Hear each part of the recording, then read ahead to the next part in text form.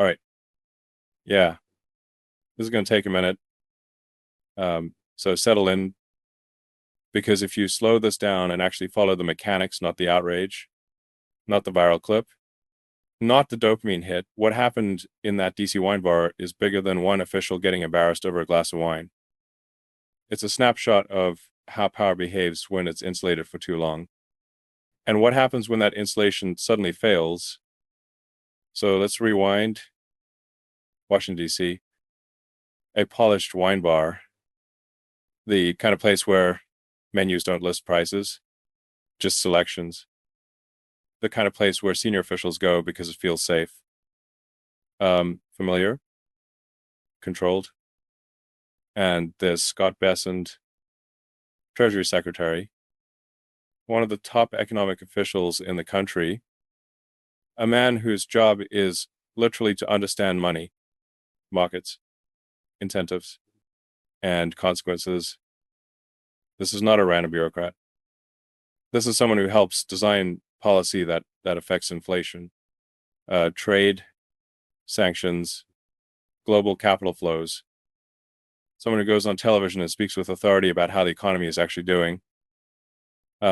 Just hours before Trump goes live with another televised address heavy on bravado, light on alignment with reality. A year ago, our country was dead. We were absolutely dead. Our country was ready to fail, totally failed. Now, we're the hottest country anywhere in the world. Bessent decides to grab dinner, and look, that choice alone tells you something. We have a special guest here, and we want to make a toast for the Secretary of Treasury, Scott Bessent. Because people who truly believe their policies are working usually feel comfortable anywhere. But people who live inside curated narratives tend to cluster in curated spaces. And then something unexpected happens. He's recognized not by activists who followed him there, not by a staged protest, by other patrons, people already in the room. And this is important because it strips away the outside agitator excuse.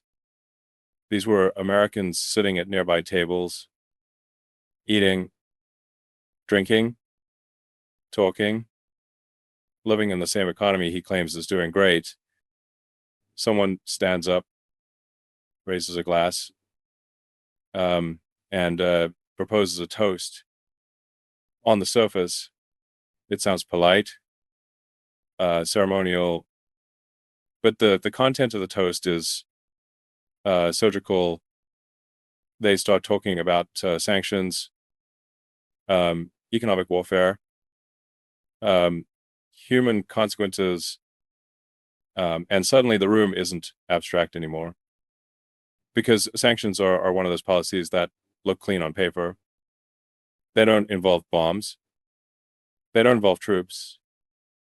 But according to UN agencies, peer-reviewed studies, and even US government reports, broad sanctions correlate with massive humanitarian damage, medical shortages, food insecurity, excess mortality, hundreds of thousands of deaths annually in heavily sanctioned regions.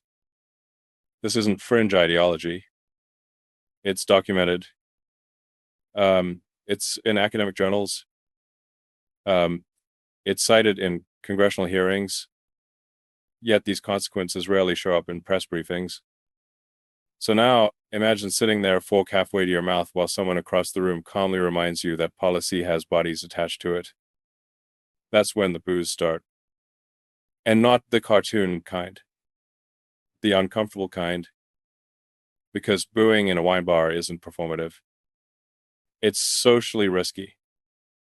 People don't do it unless something inside them is snapped. And then comes the history lesson. Scott Bessent is repeating the false claim that tariffs are not a tax on consumers. If you do not believe me, believe American history. Let's go back to the Smoot-Hawley Act of 1930, shall we? The year after the Great Crash. Unemployment surged and industrial production plummeted. What happened? We raised tariffs on roughly 20,000 imported goods. What was the goal? to protect American farmers and manufacturers. Have we heard that before? At the time, more than 1,000 economists urged then-President Herbert Hoover to veto this bill, warning that it would injure the majority of our citizens. But in the end, Hoover signed it into law. And other countries retaliated with their own tariffs. Does that sound familiar? Global trade collapsed by 65% between the years 1929 and 1934. No surprise, dramatically worsening the Depression. So if you do not trust the warning signs, just trust history and the painful scars on our country's economic past. Tariffs are hidden taxes on American consumers. And yet Treasury officials go on TV and say tariffs aren't taxes on consumers.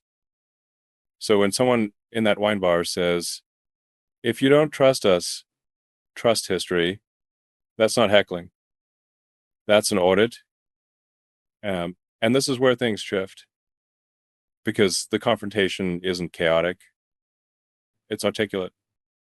People are citing facts, referencing death toll estimates, talking about Venezuela, about oil sanctions, about Trump's own words earlier that day. This isn't rage without content. It's frustration with receipts. And now this is the part that really matters. Besson doesn't respond. He doesn't stand up and debate. He doesn't correct facts. He doesn't engage. Witnesses say he spits out his food. That's not a metaphor. That's a physiological reaction. Stress response. The body realizing the environment is no longer safe. And he leaves. Just leaves. No explanation. No statement. No courage to finish the meal. And that moment right there is the entire story. Because when officials believe in their own narrative, they defend it. When they don't, they exit. Now let's zoom out. Americans polled by this network told us President Trump makes prices and inflation sound better than they really are. And his approval rating on the economy is now down to 36% in our latest poll. On inflation, approval is even lower, at 32%. Don't you need to show that you feel the pain? Well, Margaret, I think the president's frustrated by the media coverage of what's going on. Just as the polling of average Americans. Yeah, but I think the average Americans, they are hearing a lot of it from media coverage. The American people don't know how good they have it. Do you think there is an affordability problem? Sorry? You do believe that? Oh, I think the Biden administration created a terrible... No, but now we're nearly 12 months in. You said the president would... Rent is still high. Food prices haven't come down. Credit card debt is at record levels. Auto loan delinquencies are rising. People don't need charts to feel pressure. They feel it at checkout. And when officials say, Americans don't know how good they have it, it lands as contempt, not reassurance. So what happened in that wine bar wasn't bullying. Guest here, and we want to make a toast for the Secretary of Treasury, Scott Besson. So let's give it up for the man who is eating in peace as people starve across the world based on his sanctions, which are economic warfare. Of course you're going to boo this. It's the truth. He oversees the death of 600,000 people due to sanctions annually. And this president, let's cheers to the Monroe Doctrine. Trump today said that Venezuelan oil. And you have no idea how ignorant you are. Ignorant. You are responsible for the death of 600,000 people annually because of sanctions. How many people are going to die because of the blood is on your hands? The blood is on your hands. You should be ashamed.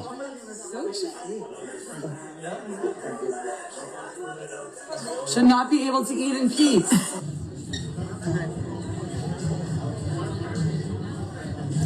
So we're here at a restaurant in Washington, D.C., right before Trump was about to announce the accomplishments of this administration and what's to come.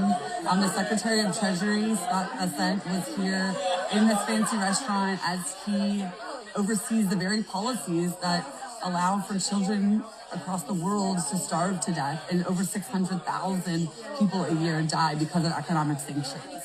So all of these war criminals that live amongst us, we need to be using our voice and confronting them because the blood of so many people across the globe is on their hands.